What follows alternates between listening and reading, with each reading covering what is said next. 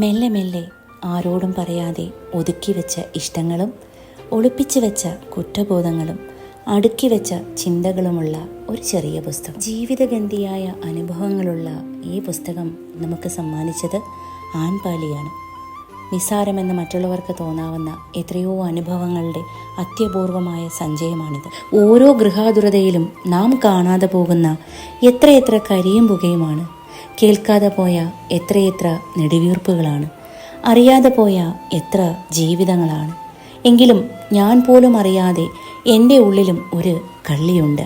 അതുകൊണ്ടല്ലേ അവിടെയുള്ള ഓരോ ഓർമ്മയും മാഞ്ഞു പോകുമോ എന്ന് ഭയപ്പെടുമ്പോൾ ഇടയ്ക്കിടെ പഴയ വീടിൻ്റെ ചിത്രം ഞാനെടുത്ത് നോക്കുന്നതും ആ കുട്ടിക്കാലത്തിനും എന്നെ ഞാനാക്കിയ പല കരിപിടിച്ച ജീവിതങ്ങൾക്കും ഒരു പിടി ഉമ്മകൾ കൊടുക്കുന്നതും മനസ്സുകൊണ്ട് മുറുകെ കെട്ടിപ്പിടിക്കുന്നതും.